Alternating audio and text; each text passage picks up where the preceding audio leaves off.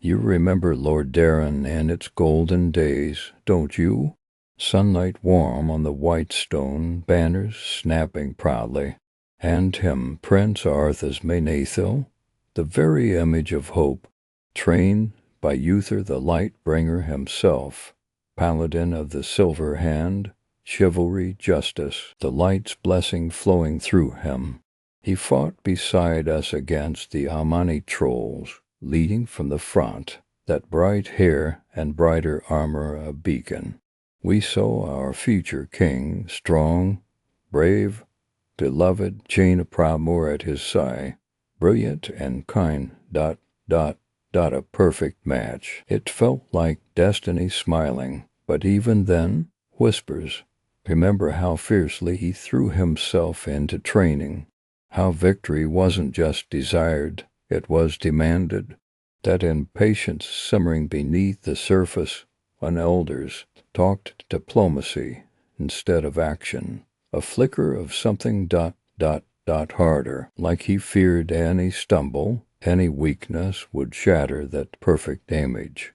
He had to be the hero, always then. The cold crept in, not winter, but something deeper.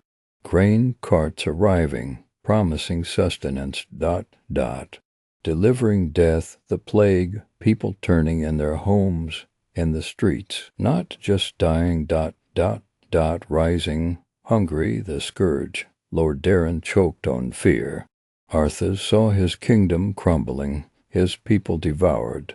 That fear of failure, it ignited into a terrible blaze. He chased the dread Lord Mal'Ganis, the architect of this horde, desperate to cut the head off the snake. Stratford, gods, Stratford, that name still chills the bone. We rode with him, Uther, and Jaina too, hearts heavy with dread. Reached the city gates, and heard the bells. The plague was inside, already spreading. Arthas saw only numbers, a horrific equation. Stop the infection, burn it out, or lose everything later, purge the city. Every man, woman, child, Uther recoiled, never. Jaina pleaded, tears streaking the grime on her face. But Art has he saw only the victory needed, the terrible necessity. He called Uther a traitor, ordered the culling. We some followed, steel against flesh, screams drowned by the roar of flames. That was the moment, wasn't it? The golden prince chose fire and ash. His heart began its turn to ice right there in those burning streets. Mal'Ganis mocked him, fled north, to the frozen hell of Northrend, and Arthas followed. That desperate fire now, an obsession. He would have vengeance. His men, loyal soldiers of Lordaeron, shivered on the icy shores, morale froze solid. Then Mirrodin Bronzebird, brave dwarf explorer, found something ancient, terrible, Frostmourne, a runner blade of legend, whispered to be cursed. Mirrodin warned him. We all felt the dread radiating from that altar. But Arthas, he saw only the power to win. To finally crush Mal'Ganis, he ignored the dwarf, ignored the warnings echoing in his own soul. He grasped the hilt. Frost exploded. Mirrodin fell, struck by shards. We thought him dead, and Arthas he stood taller, colder, the blade humming with dark power. The whispers started then, didn't they? Soft, insistent, promising strength. He used that power. Oh, he used it. Mal'Ganis fell easily before Frostmourne's edge. Victory tasted like ashes. The dread lord's dying words were a cruel joke. All was according to the Lich King's design. And Arthas knew. He felt the hollow place inside him where his soul had been. Frostmourne had taken its price. The blade wasn't a tool, it was a chain. The Lich King's voice filled that void, cold and commanding. The path was set. His men, freezing, homesick, begged to return to Lordaeron. Their prince looked at them with eyes already dead. He called in mercenaries, paid them with gold, then ordered them to burn the ships, trapped his own loyal soldiers on the ice, told them the only way home was through the mercenaries, who he then ordered his men to slaughter. He sold their souls to buy his passage back, not as a savior. As death, he returned to Lordaeron's throne room. His father, King Jaina's, weary but relieved, welcoming his son home. Arthas knelt, offered up Frostmourne a trophy, he said. Jaina's reached for it, and the blade plunged into his heart. The king fell, betrayed by the son he loved. Frostmourne drank deep. That was the final seal. The kingdom shattered. The scourge poured through the streets unchecked. Lordaeron died with its king. The Lich King's commands were absolute now. Arthas was his perfect blade. He hunted down the last remnants of resistance. Sylvanas Windrunner, the valiant ranger general of Silvermoon. She fought like a cornered lioness. He broke her, ended her life, only for the Lich King to raise her again. Not as a hero, as a banshee, a tormented slave. Her anguish fueled his march. Quail-thalas burned. The ancient forests, the gleaming spires. Reduced to charnel grounds, he carved a path of death right to the Sunwell, the sacred fount of the High Elves' magic. He plunged Kel'Thuzad's remains into its pure waters. The well screamed, corrupted, defiled. Kel'Thuzad rose again, a monstrous lich. Mission accomplished. Years bled by. Arthas served, a king of corpses, until the Lich King's power weakened. His creator, the orc shaman Ner'zhul, trapped within the frozen throne, vulnerable. Illidan Stormrage, fueled by demonic power and desperate to please his master Kil'jaeden, sought to destroy the throne.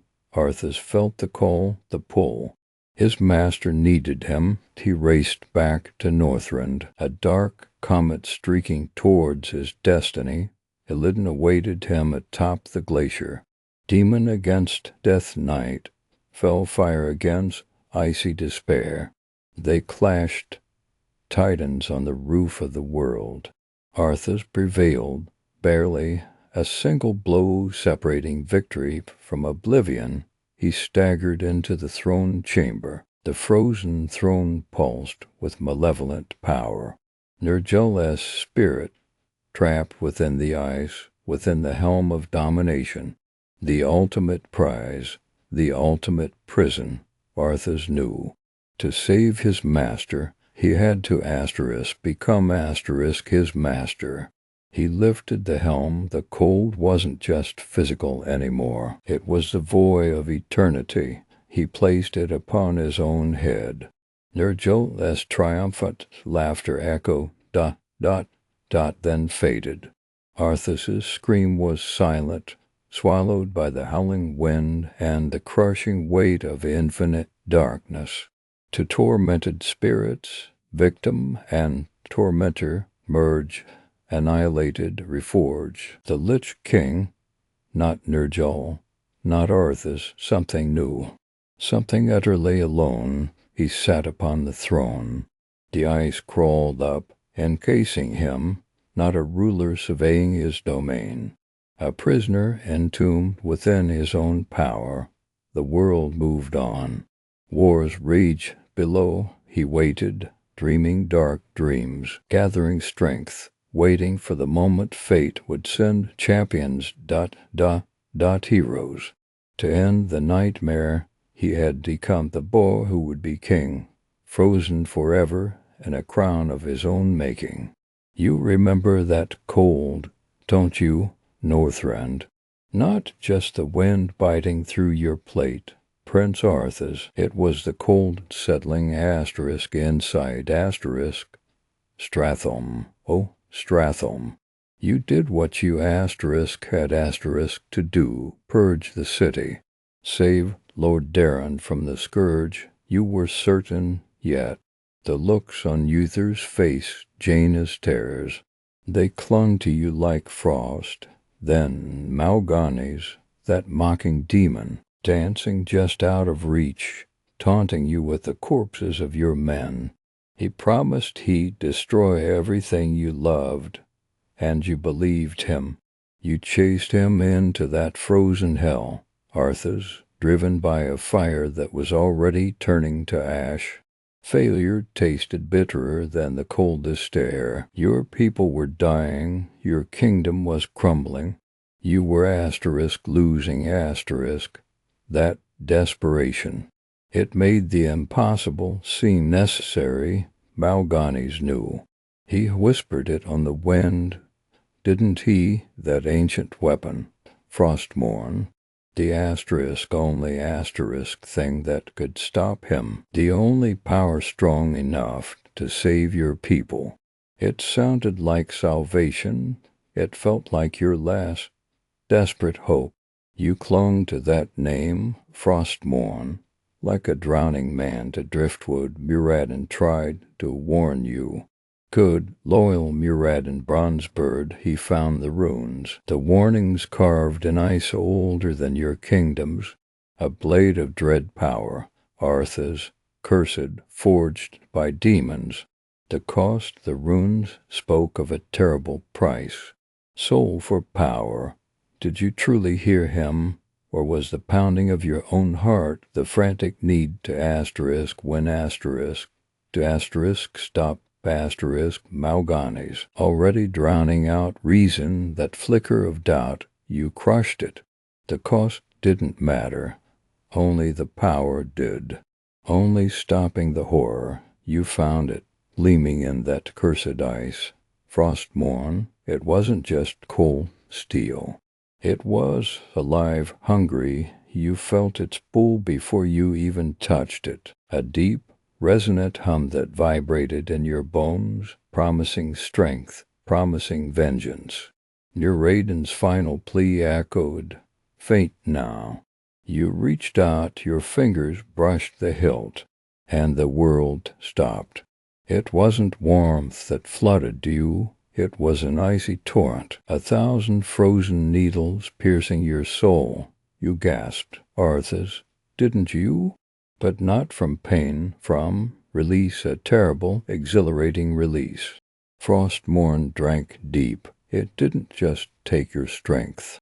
It took the warmth, the compassion, the flicker of doubt you felt moments before. Severed, cleanly, irrevocably, like cutting a vital cord. You felt lighter, colder, sharper. The crushing weight of responsibility, the knowing guilt over Stratholme, gone, replaced by a glacial certainty. Murad lay at your feet, struck by shattering ice. Did you see him move? Did you care?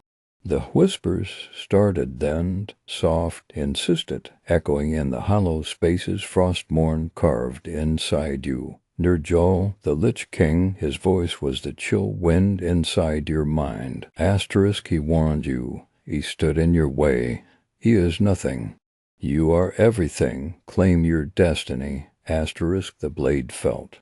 Right, perfect, an extension of your own frozen will. You lifted Frostmourne, power surged, raw and intoxicating. Mal'Ganis would pay, everything would pay. Murad, a necessary sacrifice, a small price for the salvation Frostmourne would bring. You walked away, you left him there in the ice. You didn't look back.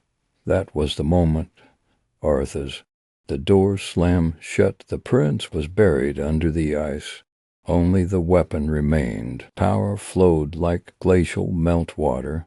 Frostmourne sang in your hand. Mal'Ganis fell easily.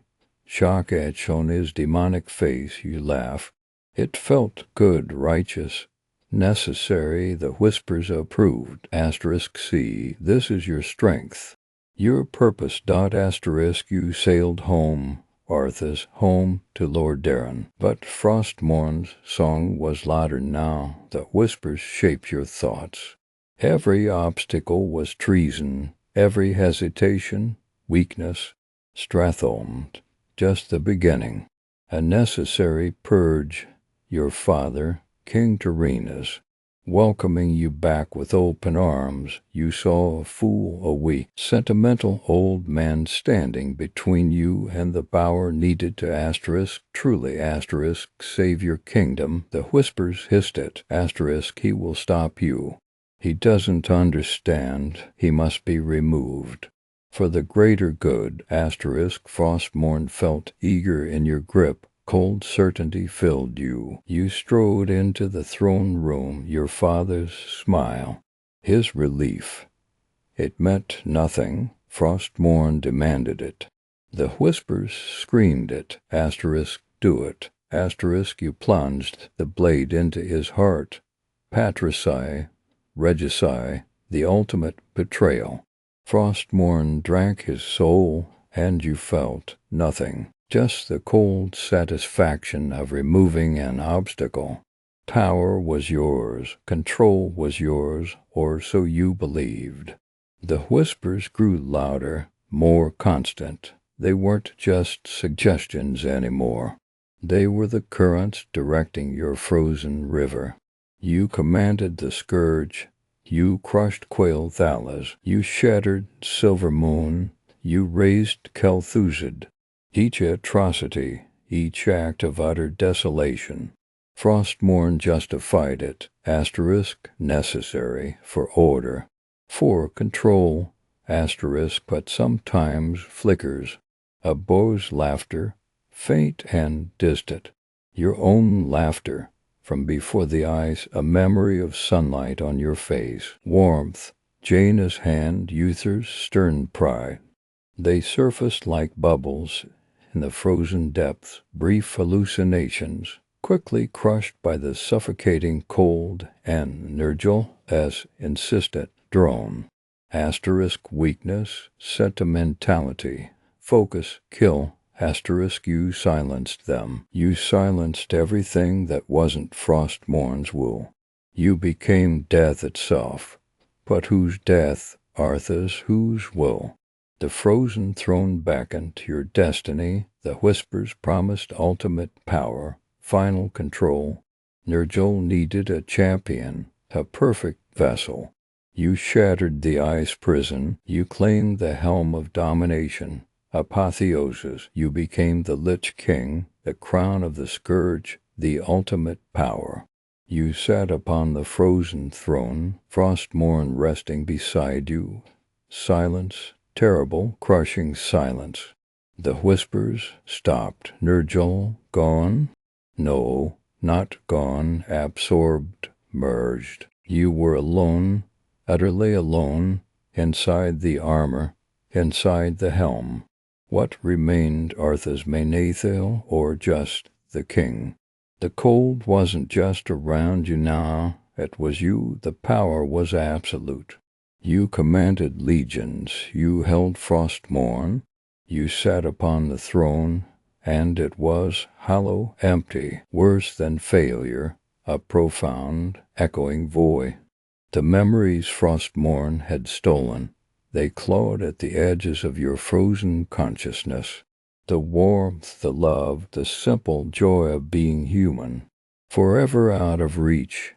You had traded everything for this power, and it offered nothing but eternal cold and the crushing weight of dominion. You were trapped, not just on the throne, but within your own mind, a prison forged by Frostmourne's curse. The boy you were, he haunted you. A ghost and the machine of death you had become. Power hadn't saved you. It hadn't saved Lordaeron. It had consumed you. Frostmourne lay cold beside you, its runes dark. The ultimate weapon, the ultimate betrayal. It promised salvation. It delivered damnation. It promised strength. It delivered emptiness. It promised control. It made you a slave. Its legacy, a frozen throne, a shattered kingdom, and the chilling lesson etched in ice and blood. Power sought at any cost, costs everything, and leaves only the cold, only the throne, only the silence. Forever you remember warmth, don't you? That feeling, before the cold settled deep inside, permanent, before Frostmourne, before the throne. It started with people, bonds, connections I severed, one by one, until only the monster remained. Let me tell you about them, about the cracks that became chasms. Father and son. Tyrannus's legacy *** by father. King Arthas Menethil. Wise, they called him, patient, always looking at the grand tapestry of the kingdom, the long game. And me, I saw the fire **, now **, the thread **, here **. When the plague began eating Lordaeron alive, rotting it from within, he spoke of deliberation, of councils, of measured steps, while our people screamed, turned into shambling horrors right outside our gates. His wisdom fell like shackles, like he wouldn't grasp the sheer * emergency * clawing at our throats. Every caution, every * wait, my son * was a dagger of frustration twisting in my gut. He saw hesitation as prudence. I saw it as surrender. That gap, it wasn't just disagreement. It was a fundamental fracture in how we perceived the world, our duty. His voice, urging restraint even as Stratholme burned, metaphorically, long before I ever set torch to it. It became a distant echo I learned to drown out, and then Northrend. The desperation, the freezing hell, the whispers promising power to save my people. And returning, changed, utterly changed, standing over him in his own throne room. The weight of Frostmourne in my hand felt, right, necessary, his eyes. Wide, confused, pleading, * Arthas, my son, *. That final betrayal wasn't just his death. It was the extinguishing of the last flicker of the boy who believed in kings and fathers. I silenced the voice of wisdom. I silenced * him *. And with that stroke, I murdered the prince I was supposed to be. My humanity died kneeling before me on the cold stone floor. * 2. Mentor and student. Uther's failure *** Uther the Lightbringer. My teacher, my paladin master, righteousness incarnate. The light flowed through him like sunlight. He taught me its ways, its purity, its strength against darkness. But Uther, he lived in absolutes, black and white, light and shadow, the plague, the horror unfolding in Stratholme. That was a gray so deep it was almost black.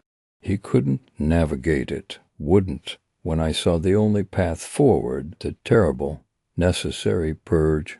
He saw only sacrilege. * You cannot just kill people because they might be infected. * His refusal wasn't just disagreement.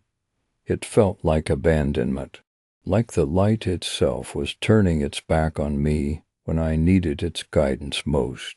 Standing there in the streets of Stratholme, amidst the rising panic, his rigid idealism felt like a betrayal deeper than any blade.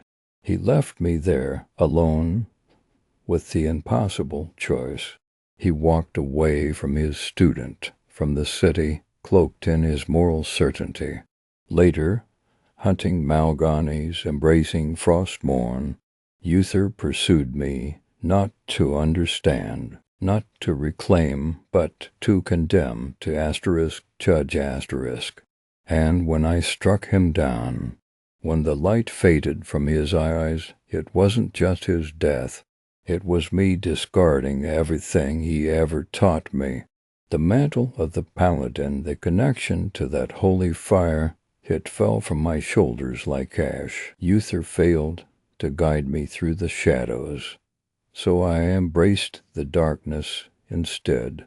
His rigid light couldn't illuminate the path I had to walk, so I extinguished it. **3 Love and Loss. Jaina's heartbreak Jaina.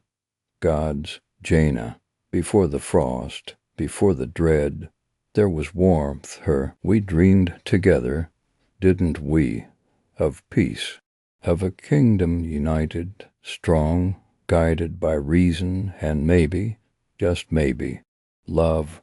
Partners, we fought side by side, cleansed the plague from Hearthglen, shared that desperate hope. She understood the fire in me, or so I thought. Then came Stratholme, the crucible, the moment where every ideal shattered on the anvil of horrific necessity. I begged her, stay with me, help me bear this terrible burden. We faced this horror together, her eyes. The fear, the revulsion, it was a physical blow. She fled. She chose the purity of her conscience over standing beside me in the firestorm. Her leaving. That was the moment the last anchor snapped. The shared dream evaporated like mist. Alone, truly alone, I descended into the city's nightmare. Later, as the Lich King fragments surfaced, twisted, frozen shards of what we had, seeing her, the guilt etched on her face.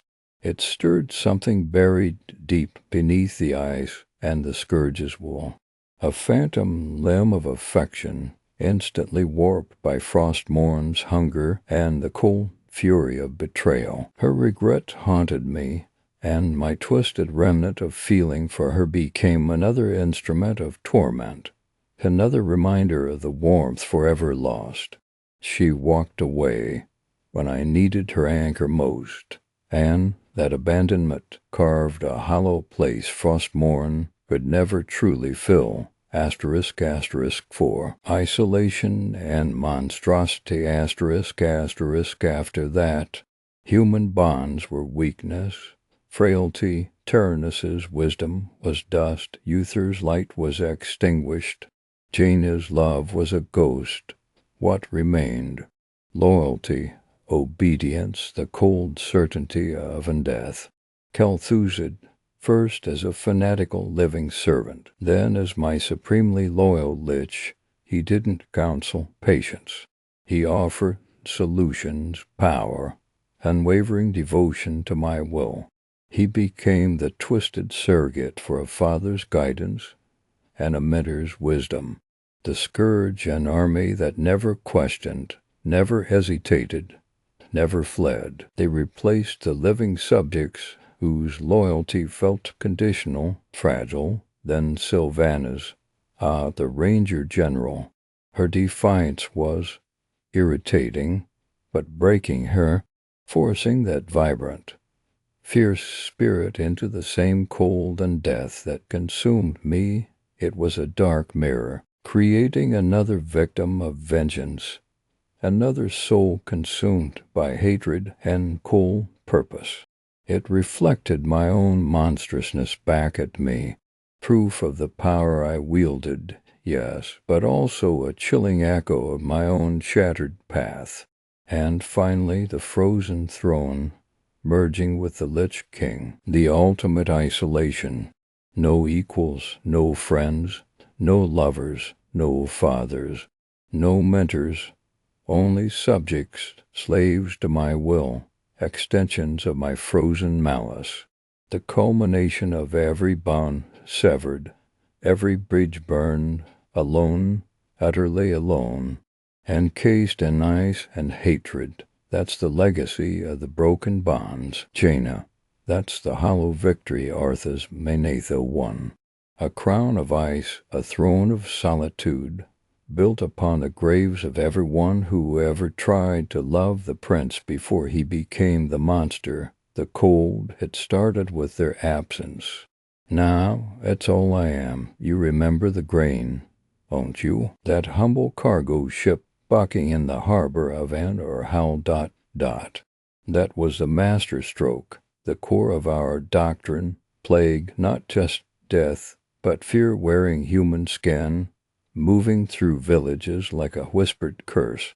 We didn't need complex strategies. Not at first, just distribution. Release grain tainted with undeath into Lordaeron's lifeblood, its farms and markets. Cities starved, villages fell silent. Then the graveyards stirred. Simple, brutal. The enemy defeats themselves, fighting their own rising grandmother, their neighbor, their child. The living hesitate, the dead do not. And that was Stratholme. The city wasn't strategic, it was a lesson. You sense the sheer, beautiful clarity of it. We knew the plague grain was inside, simmering within the populace, a feast about to hatch. The frantic allies bunched up, desperate to defend, save the innocent. Arthas knew them. Knew Malganis would push the plague there, saw the awful equation. Save the city. You gift Malganis an undead army strong enough to drown Lordaeron. Stop the plague. You must butcher the citizens before they turned. The light saved their souls, perhaps, but it shattered the alliance. It broke Uther. It broke Jaina. Their hope, their sense of righteousness dissolved in those horrible flames. Arthas didn't just purge Stratholme. He incinerated his own future, the Alliance's unity, turning our greatest strength, their moral conviction, into a paralyzing wound. Psychological warfare at its most pure. His crown was our finest weapon, more potent than any plague vial. That shock of recognition on a captain's face seeing their prince the hesitation, the lowered gate. We walked right into places no invading army could reach. Kotalis' gates stood open for the returning silver-hand prince, didn't they? He mined that trust, turned every loyal heart into a vulnerability, every strategic weakness into a welcome mat. He knew Lordaeron's maps, its leaders, its fears. He didn't just exploit them. He reveled in twisting each betrayed oath into an instrument of annihilation. The Quael'Thalas campaign, lightning given form, blitzkrieg. The elves relied on their mountains, their enchanted gates, believing themselves untouchable. Folly. Arthas had the key. Me, Kel'Thuzad, shackled, ghostly intellect bound to the purpose. The gates felt the cool touch of my necromancy, their ancient wards trembling, weeping terrors of corrupted mana before buckling entirely. Silver Moon gasped, its defenders rushing to stem the tide pouring through shattered defenses they believed centuries strong. Over. No, this was arrogance turned into an engine of ruin. They met our ghouls, gargoyles, frost worms, with desperate valor on streets stained green with plague and red with elf blood. Their every desperate stand fueled our next wave. He fell upon them like a glacier, grinding their pride and their ancient stones to dust. Fast, relentless, unforgiving, the sun well, pure, untouched magic, the heart of their arrogance. Such power, tempting, its fate wasn't sabotage. It was alchemy. We didn't desecrate it. We transfigured it. You understand. That shimmering pool of life corrupted, reforged into an instrument of mastery over death itself.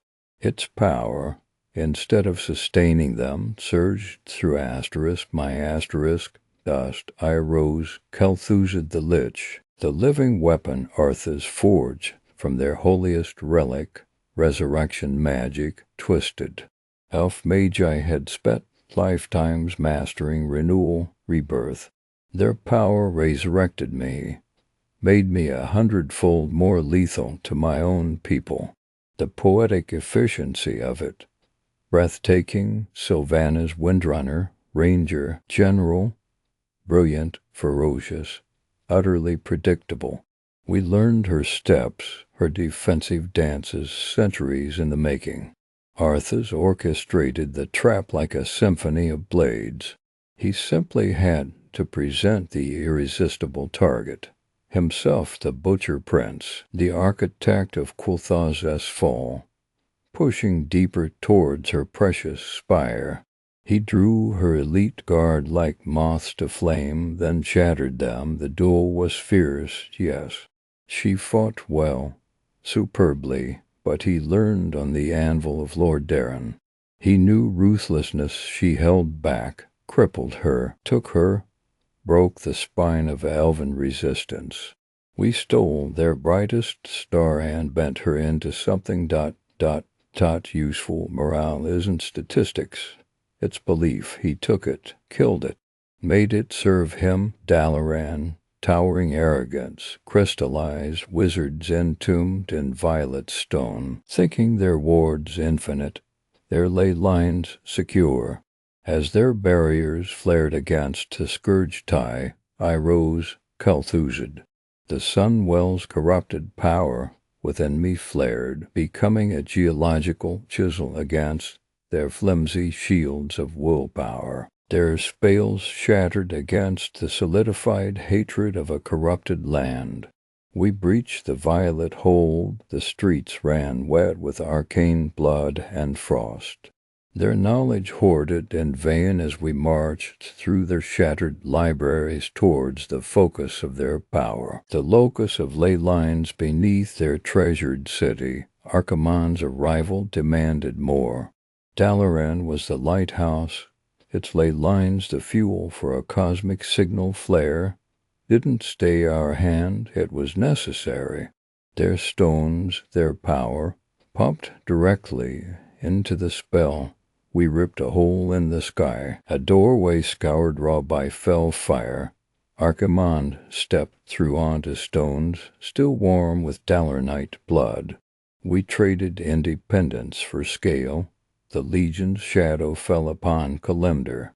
Their commanders delivered sheer terror on a scale even we couldn't yet muster, a calculated exchange. Soldier, demonic oversight for populations turned like cattle across entire continents. Necessary, Northrend retreat, consolidation, Icecrown, our fortress, our nucleus.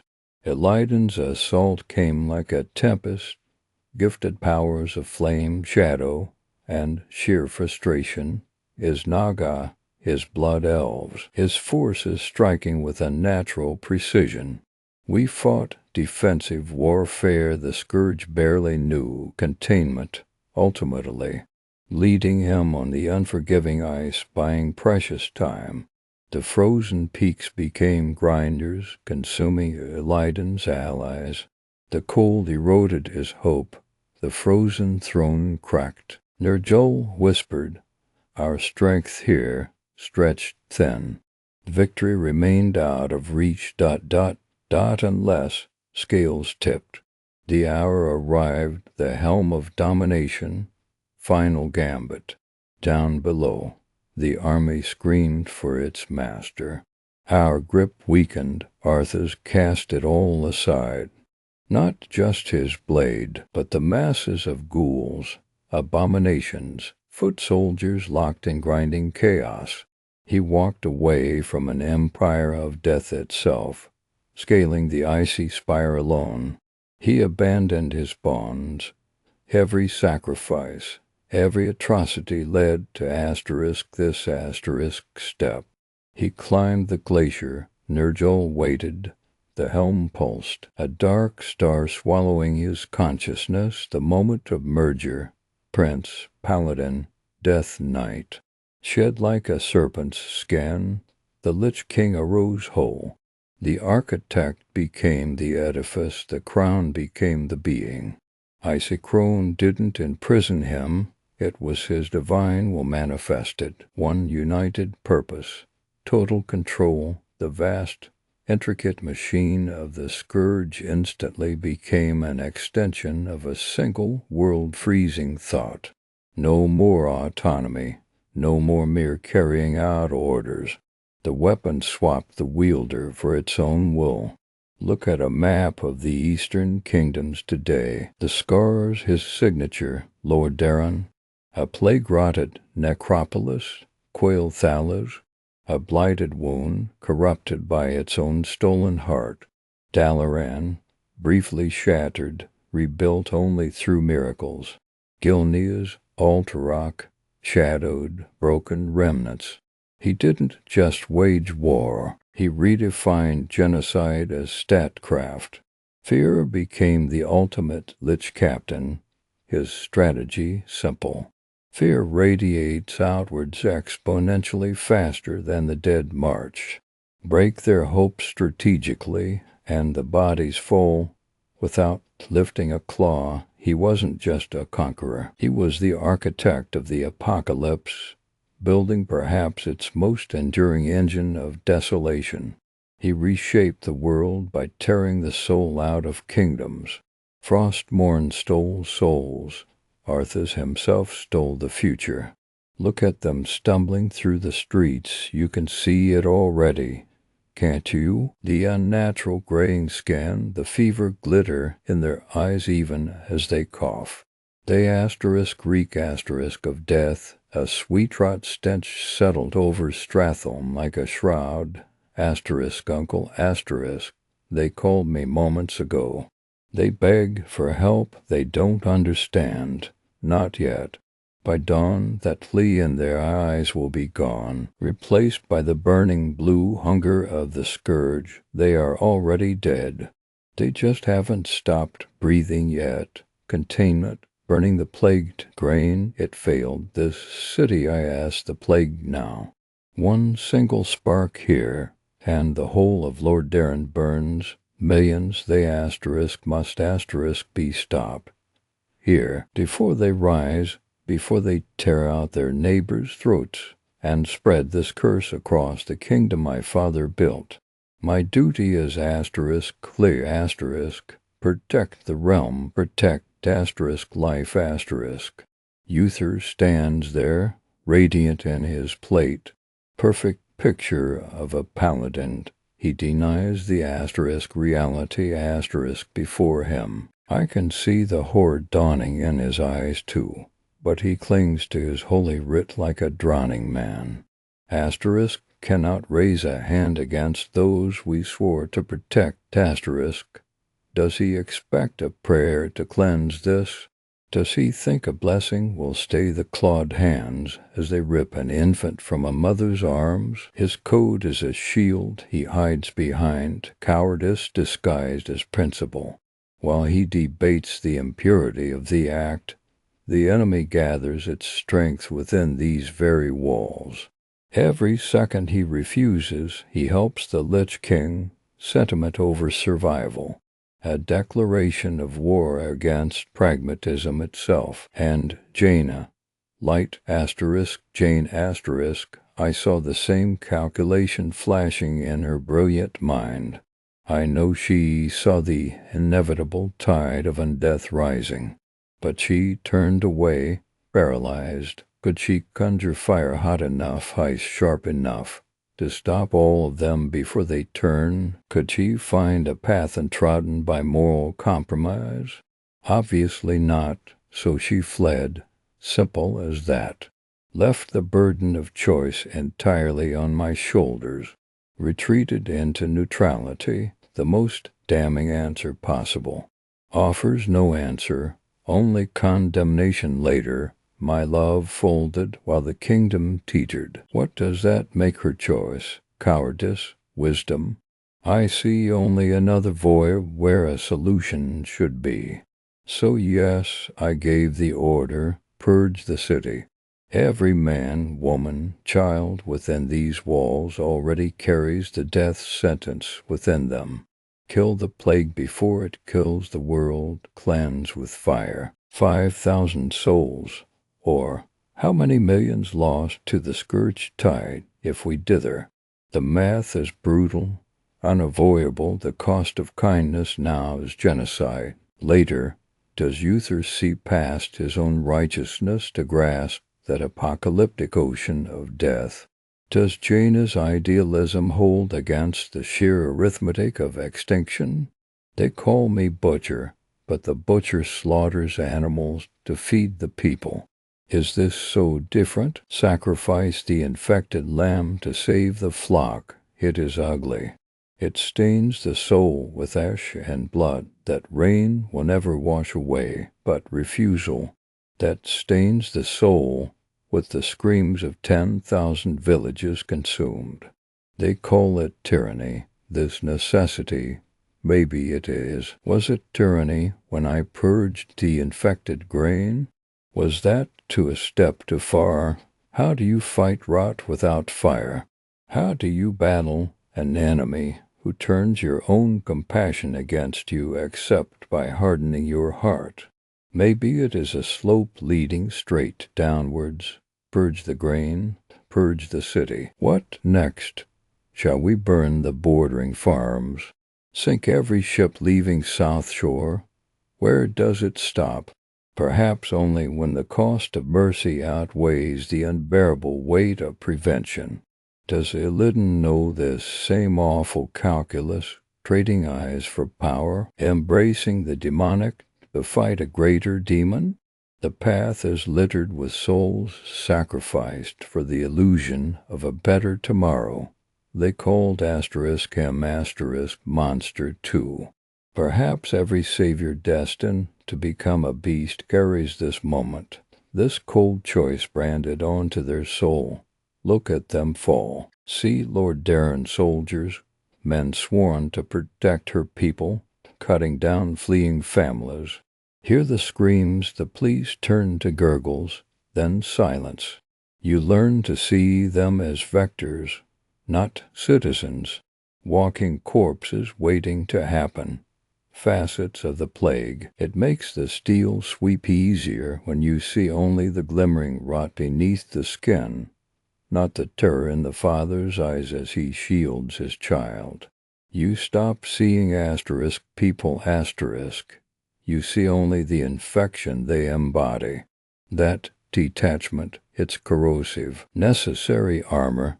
It eats into the heart it shields. The stench of charred flesh sharpens it. Ash coats your tongue, grainy and tasting of despair. And the cost, Uther's face, the betrayal etched deeper than any scar. Lord Uther, by my right of succession and the sovereignty of my crown, I hereby relieve you of your command. The taste of the words was bitter iron. His disgust was final. He saw only madness, never comprehension. Jaina's eyes, wide and wounded, brimming with tears that accused me more than words ever could. I cannot watch you do this. And then she was gone, faded into cold blue light. Abandonment. The only two I trusted, the anchors holding me to mercy, tore themselves away, left me utterly alone in the abyss, clutching only my bitter resolve. Isolation, ants and suffocating. Frostmourne later. Whispered the end of doubt, so cool in my grip, promising the strength to bear the necessary burdens. Its freezing bite numbed more than flesh. It numbed the agonizing whispers of conscience, the crushing weight of Stratholme's souls. The blade offered finality, and the torment, or merely replace one burden with a deeper damnation? The choice at Stratholme cracked my soul, the blade offered escape, a way to silence the bleeding heart screaming at me from the depths, embrace the cold purity of power where messy, agonizing choice is extinguished. Was it seduction, or merely the completion of a path chosen amidst the fires I ignited?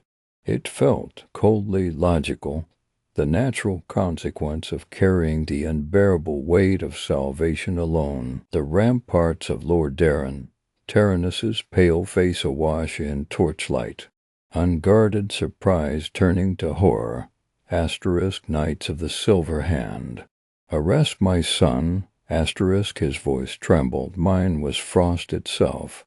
The scent of incense and old parchment from his chamber still clung to him. This kingdom shall fall. Father, I shall scour Uther from my world and all others who stand in my way. Frostmourne rose, heavier than mountains. This wasn't just strategy, nah, this was finality.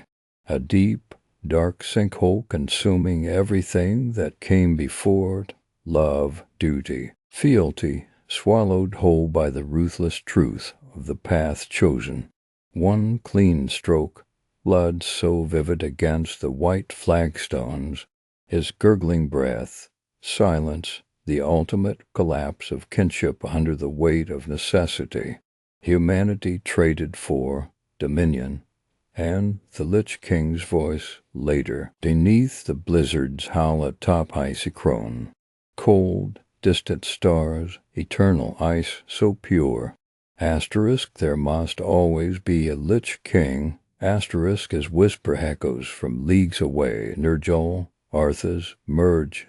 My final decree. The last pretense falls away. No more saving kingdoms, no more difficult choices for the greater good. Only the consuming, brilliant, terrifying void of absolute power. Purpose distilled into pure, annihilating woe.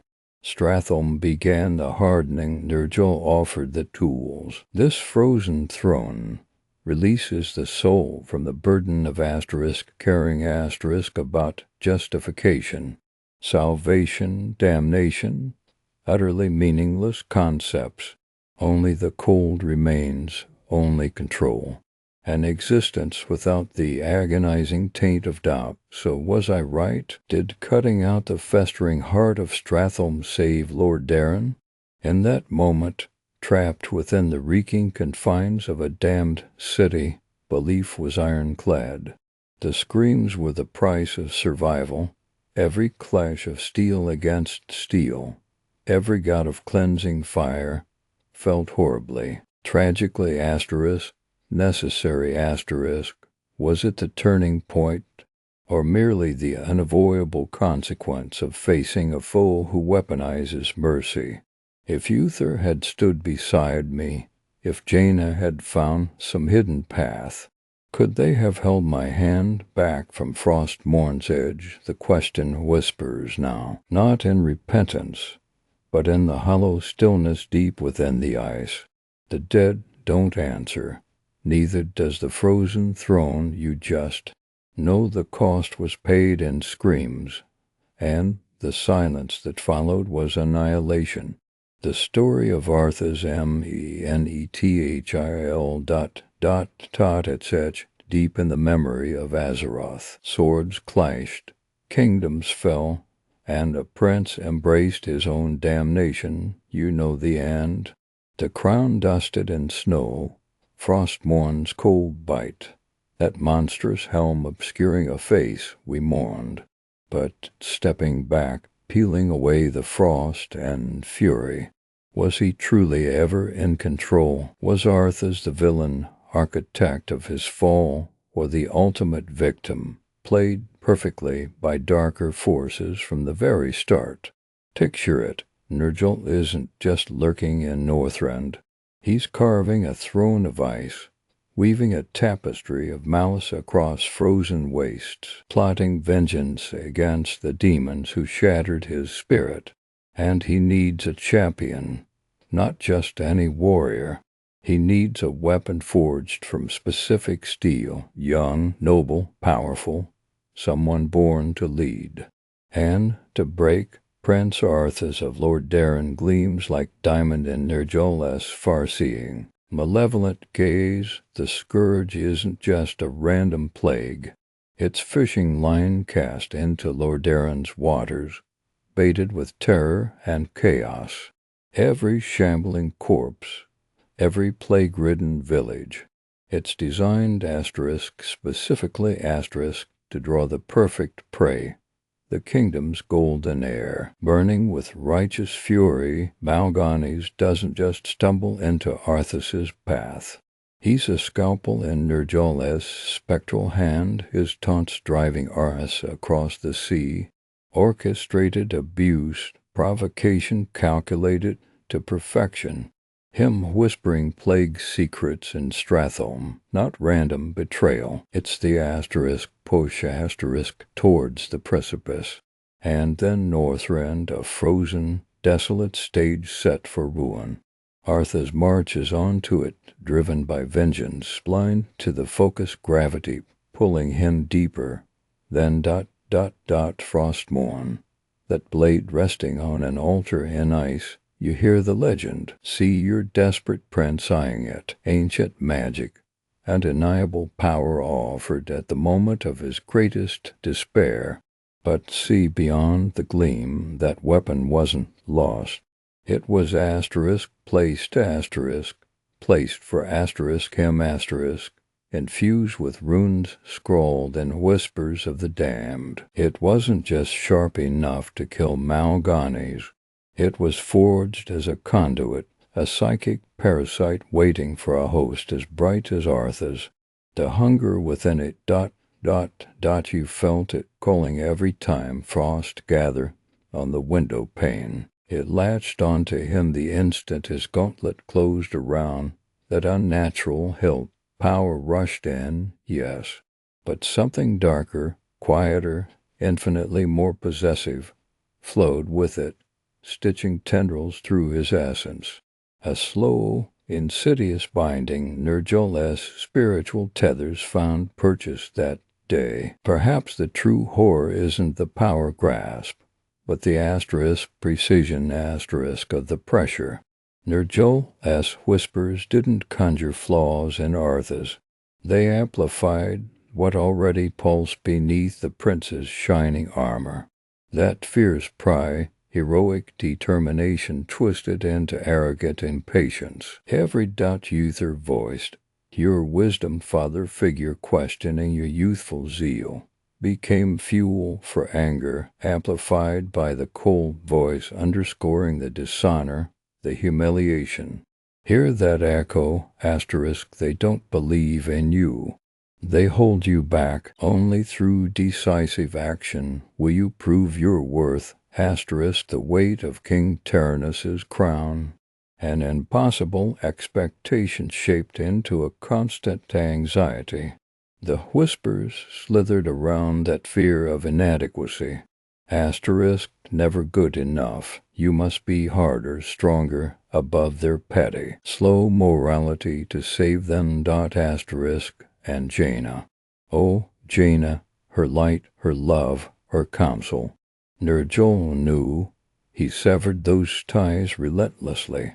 The choices Arthas made, stranding her on the docks, walking away before Stratholme. Each step away from her warmth was a step into colder isolation. The armor became thicker, but the soul within became terrifyingly lonely, easier prey.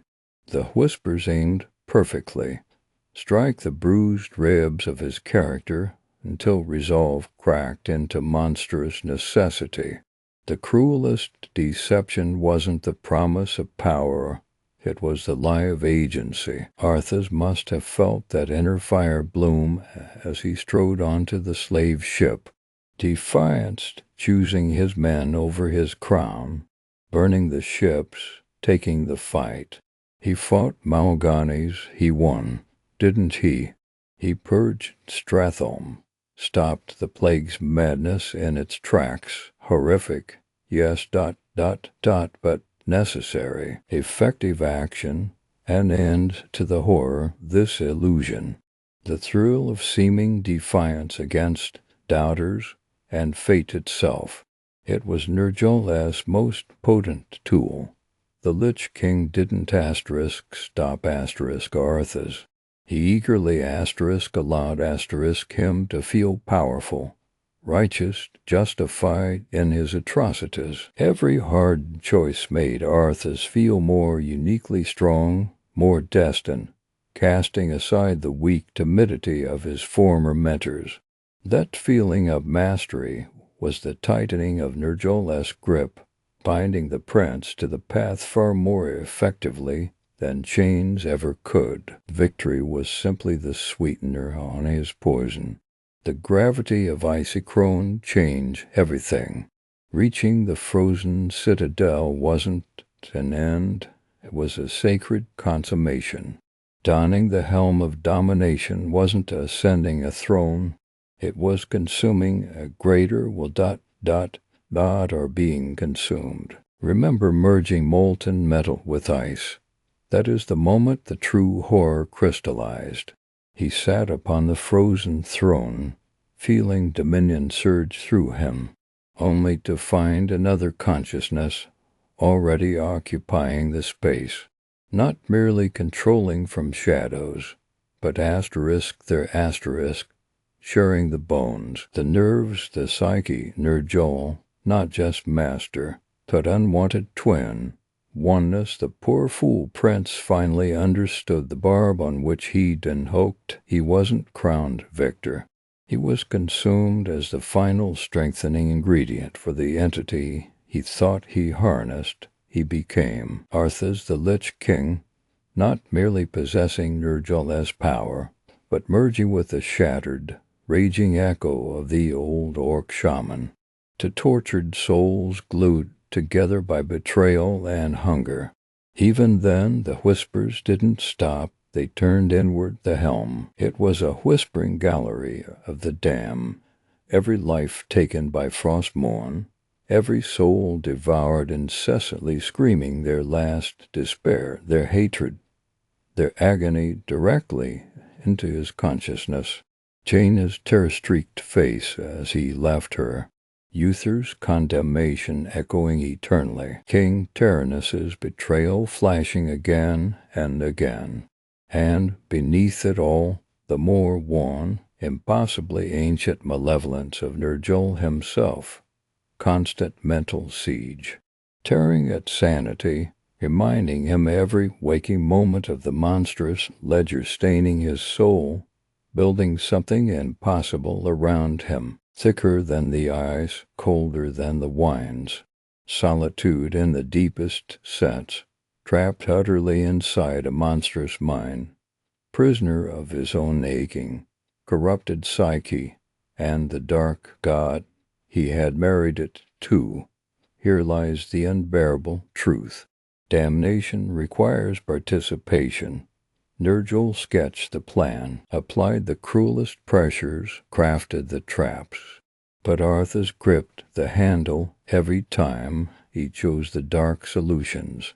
He saw the cursed blade lying upon the ancient altar, felt its hungry pull, listened to Miraidon's frantic warnings rising above the wind, and reached for it anyway. He stood amidst the quiet panic of Stratholme's uninfected citizens, children clutching their mothers' hands, and ordered the purge. Every step towards power offered at the cost of his soul was taken willingly. The pride, the impatience, the furious certainty at his chosen way was the only conceivable path to save his kingdom. These weren't implanted commands. They were the weaknesses Ner'zhul expertly exploited, but they were Arthas's own. He fed the monster inside him piece by bloody piece. Consider Ner'zhul's own frost-bitten end. He unleashed the plague, crafted the blade, set the trap, poured his vengeful spirit into the armor. only to be consumed by young willpower far fiercer than the shattered spirit he remained. The vessel became the master. Arthas didn't just survive the merger, he somehow dominated the ancient mind within. A fitting irony, the corrupter consumed by his own perfect creation. The monster he carefully shaped devoured its maker. The Lich King who strode Azeroth wasn't just Ner'zhul wearing Arthas's flesh. It was Arthas, empowered beyond reckoning, fused with the terrible power and consciousness he had sought to wield. But forever haunted, forever trapped among the ghosts of his own making and the bitter remnant of his puppet master. Was Arthas the instigator or the sacrifice, tired or tragic figure? The shadow falls uneasily. He made choices. Terrible, world-shattering choices born from pride and furious zeal, corroded by growing paranoia and whispered manipulation. Each choice irrevocably drew him, step by bloody step, deeper into the embrace of power that promised salvation and delivered only frozen torment. He ended up bound upon the frozen throne, the helm pressing heavily on a brow forever creased, not just with sorcery, but crushing regret and maddening whispers. He extended dominion instead of hope, froze the world where he wanted to save it. Ner'zhul shaped the path, laid the trap, infused the weapon.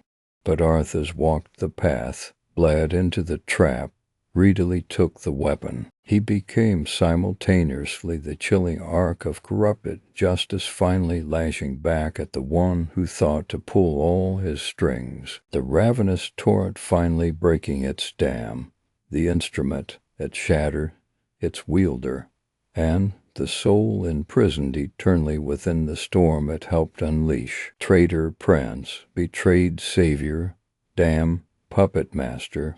The frozen throne holds not a single villain or a lone victim.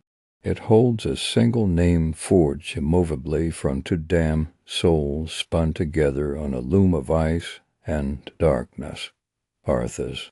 The Lich King, the prison he built for the world, became ultimately the ultimate prison for himself, and he built it every step of the way. His kingdom, his choices, his unending winter. Here's the legacy carved in ice and blood. Lordaeron lies, shattered beneath its own crown. That kingdom of hearth and harvest rots now. Sunlight doesn't touch the Undercity's depths, every cobblestone choked by plague, every ancestral hall echoing with the groans of those who were neighbors. Humanity flees like startled deer. The eastern kingdoms bleed, refugees clutching ashes, their homes now graveyards watched by shambling shadows. Look north to Quailthala's, that luminous haven torn open. The dead scar sears the land like a poisoned knife wound refusing to heal. Golden spires lie in jagged ruin. The air still tastes of scorched magic and grief. An entire people became refugees overnight. Generations weep for sunlight filtered through leaves they'll never see again. Dalaran paid the price too. Shattered bones of violet crystal scattered across the hills, gone in an instant. Forced to float above the wounds, the Kirin Tor learned harsh new lessons behind barriers layered upon barriers. Defense became obsession, but from this rot, new powers clawed their way free. Sylvanas Windrunner fell, then she rose.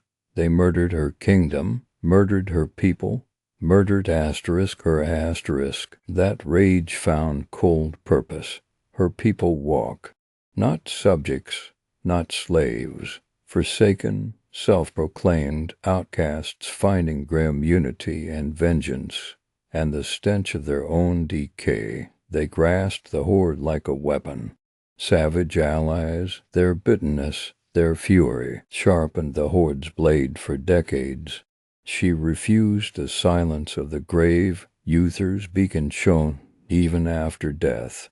His defiance sparked the twilight flame that lit the Argent crusade.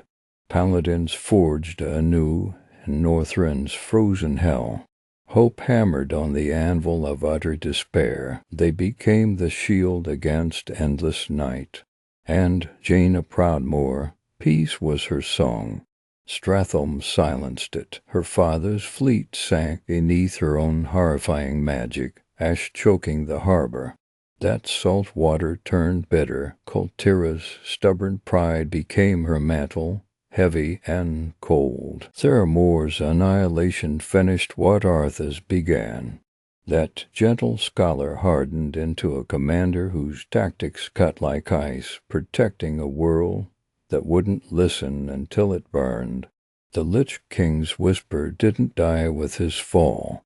It just changed thrones. His crown found Bolvar Fordragon. Remember his courage, trapped forever. His noble spirit burns beneath constant torment inside the frozen citadel. Not freeing the Scourge, but binding them, his screams fuel the helm's cold power. An endless battle fought in silence from an icy chair. The maw howled because Arthas walked its choked slopes. Frostmourne broke him, yes, but when he broke Frostmourne, that shattered blade ripped open destiny itself. He tore wounds and death, exposing Azeroth, the Shadowlands' hungering fury. His escape attempt became a beacon the jailer used, twisting eternity. Children still dread the shadow beneath the bed. Mothers' hushed cries whispering his cursed name. Artists paint cautionary nightmares. The golden prince swallowed by jagged frozen jaws and corpse-pale armor. Arthas Menethil became the prince who became death. His shadow stretches long over debate as well, shouldering responsibility, accepting oblivion, justice served, forgiveness offered, pilots argue, scholars debate, warriors pit, the scarred survivors weep. Shadowlands showed a shattered soul, finally weeping, offered release. Nothing more. His helm still waits atop that throne. Promise and prison fused. Frostmourne's echoes endure. Each symbolizes power's terrible lure, tyranny's icy seduction. They whisper to anyone gazing upon them, almost within reach. Azeroth trembles. Every whispered pact for strength echoes Kel'Thuzad's honeyed lies. Every ambitious warlord feels a sliver of Stratholme's garrison answering impossible orders. Every desperate choice mirrors, yielding Frostmourne atop a frozen spire. The lesson screams, corruption isn't just monsters, it's the seductive whisper, the wounded pride, the necessary evil. Vigilance scars the land as deep as the dead scar does. Arthas didn't just die. He left Azeroth forever colder, forever wiser, with harrowing scars beneath its skin. His name is etched alongside the graveyard kingdoms, an eternal watch atop the world. Forgotten, impossible, you love, standing in his shadow, didn't you? The Golden Prince, Arthas Menethil, legitimate heir to the throne of Lordaeron, blessed with royalty, strength, and the light itself humming in his blood. He strode through the cathedral halls, confidence radiating like summer sun. Destined for greatness, everyone whispered. Father beamed, Jaina. She saw the fire, that fierce determination he wore like armor. It was his pride, his unshakable certainty that he could fix anything. Protect anyone, crush any enemy. That was his core, his flaw. A Marcia, they called it, same as Achilles' heel. That relentless drive, that refusal to yield, ... It looked so noble, so like courage, but it was brittle, darling, prone to shatter when the true storm hit, and the warnings, oh, they whispered. Old orcs spoke of a dark runnerblade beneath Northrend's ice, drinking souls. Menethil himself, the prophet, rasped dire omens he brushed aside, later, whispering on the wind like frostbite climbing your spine. The voice of Frostmourne's master, Ner'zhul, begging him to turn back, repeating what the prophet said. They were the gods shrieking his doom from crumbling temples, ignored by the proud champion. We told you. The visions showed him the cost, but stopping, backing down, unbecoming of the crown prince, too much was never enough, always deeper into the fight, chasing salvation on his own ruthless terms. Then came the plague-touched harvest, grain turning people into husks, an entire city damned. Stratholme. Prince Arthas faced the unbearable choice. Uther quailed, pleading for time. Jaina fled the impossible order. That was the time of reversal, the peripeteia that twists a star into a falling comet.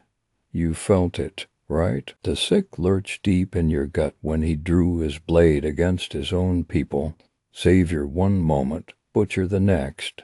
He called it mercy, sharp and cold, pure necessity.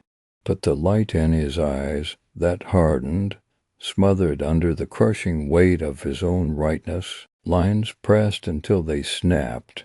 His heart began carving its own armor. And Northrend, the frozen waste, called him.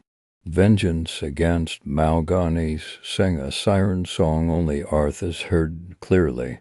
Logic failed, Mirrodin pleaded as the snow swallowed their sanity. Find the sword, that cursed blade piercing the ice, radiating malice. Destiny lies before you. The wind seemed to hiss. Mirrodin saw the runes flickering hungrily and warned him, yet Arthas reached for it. Anagnorisis hovered there, the chance to truly see. But he chose not to see. He needed the power. He embraced that cold metal hell. The severing snap of Ner'zhul's chains wasn't just physical, Pat. It tore through Arthas's soul. Mirrodin, falling, a necessary sacrifice, his frozen mind whispered, already justifying. The return home wasn't just triumphant. It was a funeral march. He dragged the icy grave air of Northrend right into the heart of his father's throne room. Old vulnerabilities, old affections, their warmth threatened his frozen resolve. An ancient dread lord waited, goading him, showing him weakness everywhere. His hand gripped Frostmourne. His father's gaze met his, relief turning to icy terror, throwing him down, shattering the beloved glass window. This wasn't vengeance for Lordaeron anymore. It was a necessary blow against the last frail thing tying him to he had been patricide, murder of his own father. On his own throne, Nemesis claimed him utterly then. The prince was gone, consumed by the frozen heart he'd carved for himself. Northrend became a twisted pilgrimage, deep into frost and dread. Chasing Mal'Ganis, laughable, the demon lord merely awaited his prince on the glacier. The promised duel was itself a phantom. Arthas, cornered by Leiden's wild assault, fleeing with wounds that screamed. Purpose, power, it all led to a howling ledge overlooking oblivion. You remember the crevice. His climb wasn't just physical.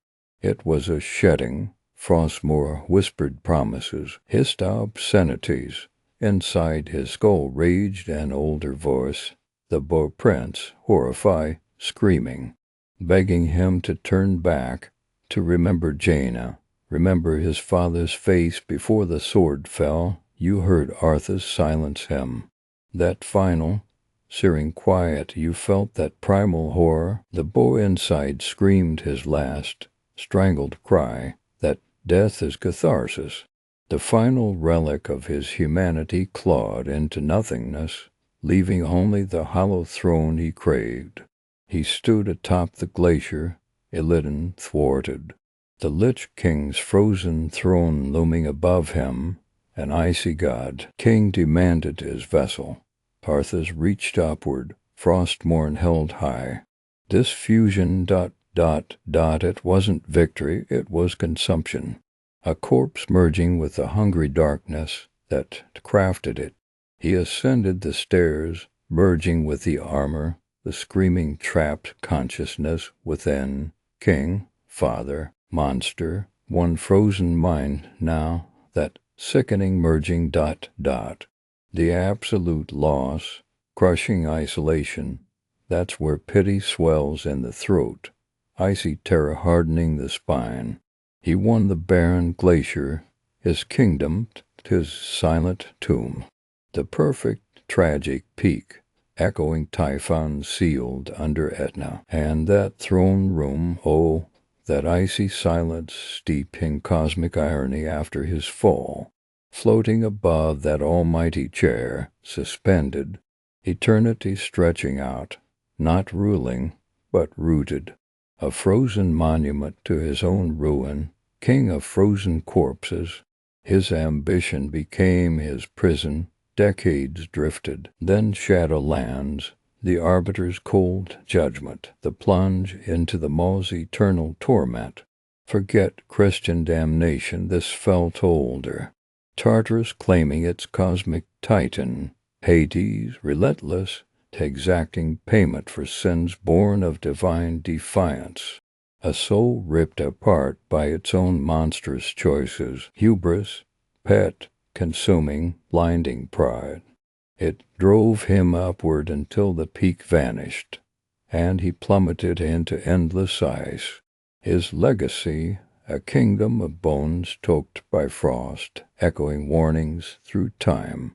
See the golden prince, bred for glory, see his path downwards, see the wreckage pride leaves, isolation, ruin, his name stays cold for a reason.